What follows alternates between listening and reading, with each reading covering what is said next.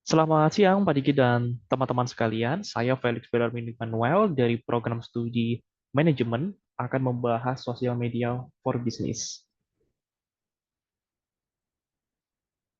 Dan di tema sosial media untuk bisnis hari ini, saya akan membaginya dalam 6 subbab, yaitu kita mengenal tentang deskripsinya terlebih dahulu, berbagai jenis, pengklasifikasiannya, lalu kita melihat hal-hal penting apa saja yang perlu diketahui untuk kebutuhan bisnis kita, bagaimana cara mengukur indikatornya, dan yang terakhir adalah kita akan mengetahui bersama 4 hal yang penting diterapkan bagi perusahaan di media sosial. Kalau kita mengenal tentang kata sosial media tentu tidak asing, karena mayoritas dari masyarakat pasti punya sosial media, entah itu WhatsApp, ataupun Instagram, ataupun Facebook. Nah, namun menurut website resmi dari HubSpot, dia mengatakan bahwa sosial media ini merupakan sebuah platform digital yang memfasilitasi semua anggotanya untuk saling komunikasi atau sekedar sharing dari konten, video, tulisan. Media sosial zaman sekarang juga tidak digunakan untuk keperluan individu saja, tapi digunakan untuk keperluan bagi perusahaan atau orang-orang yang memiliki bisnis untuk memasarkan, untuk menjual produk, untuk mengenalkannya kepada konsumen.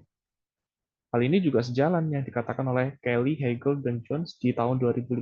Dia mengatakan sosial media itu merupakan salah satu bagian dari digital marketing. Kalau kita melihat di digital marketing ini, ruang lingkupnya sangat banyak sekali. Salah satunya adalah sosial media. Fungsinya untuk apa? Fungsinya tentu saja untuk kita membagikan eh, produk-produk kita, memasarkan jasa kita di sosial media melalui komunitas, ataupun sekedar membagikan konten yang sangat mengundang ketertarikan audiens atau pengguna lain untuk melihat di laman resmi media sosial kita. Hal ini juga penting untuk perusahaan. Semakin dekat dengan konsumen, maka semakin perusahaan ngerti apa sih maunya konsumen, apa sih maunya pasar untuk interaksi lebih lanjut dan juga untuk membangun sebuah kepercayaan. Lalu kalau kita ketahui bersama ya, ini jenis dari sosial media dan masih banyak lagi yang tersebar yang belum saya cantumkan. Kalau kita tahu yang paling sering digunakan yaitu WhatsApp ya untuk mengirim pesan, ada juga Instagram yang sangat banyak sekali fiturnya. Apalagi kalau kita ngelihat TikTok yang sekarang ini lagi hype ya, orang lebih suka nonton video, scrolling video, YouTube juga sama, orang lebih suka nonton nonton review, nonton nonton vlog di YouTube. Dan dari semua media itu ternyata kita harus tahu mereka tuh diklasifikasikan berdasarkan beberapa hal, yaitu untuk social networking, live streaming, media sharing, discussion, review, social blog, sama social audio. Kalau social audio itu kita lebih mengenalnya sama podcast ya, jadi kita lebih ngobrol melalui sosial media, menitik beratkan pada fungsi audionya, bukan pada tulisan. Kalau social networking tentu kita kita harus bersosialisasi di media sosial seperti kita menggunakan Facebook untuk tetap terhubung sama komunitas, untuk cari-cari teman lama. Lalu kalau live stream tentu kita mengenalnya dengan media sosial seperti TikTok, ya, TikTok Live atau YouTube Live ya. Baik itu digunakan untuk review produk atau sekedar mereka melakukan vlog ya, vlog. Lalu untuk media sharing tentu tentu media sosial juga digunakan untuk membagikan foto, membagikan momen-momen mereka ya, pengguna pribadi atau perusahaan yang besar. Tempat diskusi juga, karena media sosial juga pasti tempatnya forum-forum atau komunitas itu banyak berkumpul di sana. Bisa digunakan juga untuk review ataupun dari sisi orang-orang yang suka nulis misalkan. Orang-orang suka nulis itu mereka selalu bagi tulisannya di blog ya, di Google untuk kemudian dilihat oleh banyak orang. Lalu hal-hal penting yang sangat penting penerapannya di sosial media untuk keperluan bisnis itu sebenarnya ada 5 untuk memperluas jaringan. Yang pertama, kalau kita menggunakan sosial media untuk keperluan bisnis, pasti semakin banyak orang yang tahu, bukan hanya lingkup kita saja. Lalu yang kedua adalah meningkatkan popularitas produk. Kalau kita sudah jual, orang sudah banyak tahu, pasti produk itu semakin ngetren, semakin diketahui banyak orang. Lalu yang ketiga, mendapatkan pelanggan baru. Kalau brand awareness dari perusahaan kita sudah bagus, bisnis kita sudah dikenal banyak orang, pasti kita mendapatkan closingan atau pelanggan yang baru, tidak pelanggan lama saja. Lalu yang keempat, meningkatkan pengunjung dan jumlah peringkat SEO. Jadi kalau kita punya suatu brand, produk atau jasa yang semakin terkenal, maka orang sukanya cari di Google ya, mereka googling. Dan biasanya hal pertama yang muncul di laman mereka berarti itu menunjukkan bahwa performanya sudah bagus dan banyak dicari oleh orang banyak. Lalu yang terakhir adalah menjaga hubungan baik dan kepuasan pelanggan. Tentu kita harus harus tetap menjaga relasi hubungan.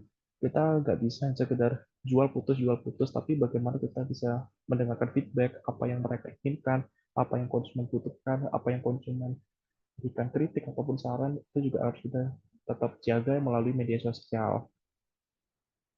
Lalu kita akan melihat bagaimana cara mengukur indikatornya ya, atau performa sosial media kita itu sudah bagus atau belum. Untuk mengukurnya, saya gunakan dari referensi 6 dasar ini yaitu pertumbuhan jumlah followers. Semakin banyak pengikut biasanya dikategorikan semakin bagus, semakin ngetrend. Lalu bagaimana total reach-nya atau pencariannya itu dilihat banyak orang atau enggak.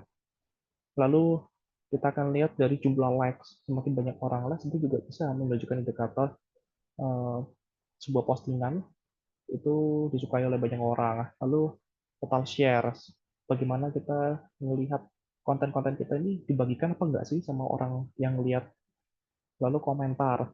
Misalkan kita ngikutin tren, misalkan kita membagikan postingan-postingan yang lucu, yang make sense ya dengan apa yang kita ingin targetkan di media sosial itu, semakin banyak yang komen, semakin banyak yang kasih emoticon misalkan, itu berarti menunjukkan ada sisi positif yang terus mengalami perubahan yang signifikan.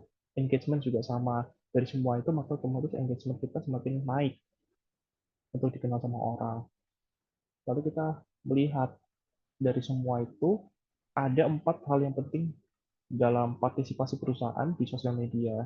Saya mengutip dari Genius di tahun 2011, dia mengatakan 4 metode partisipasi perusahaan ini penting agar agar perusahaan ini tetap bisa menjangkau audiensnya melalui social media marketing. Yang pertama adalah content sharing. Itu sebagai perusahaan kita punya media sosial, jangan dianggurin, jangan cuma kita punya-punya aja, tapi harus tetap diupdate, posting terus secara berkala supaya orang lain atau pengunjung tetap tahu bahwa kita tetap ada, tetap aktif. Lalu yang berikutnya adalah content creation. Kita nggak bisa sekedar punya-punya saja, tapi kita harus lebih lebih edukatif, lebih inspiratif, ataupun lebih lebih mendekatkan diri terhadap customer melalui konten-konten yang lucu, konten-konten yang keren, supaya tidak ada gap antara customer sama perusahaan. Lalu membangun komunitas community building.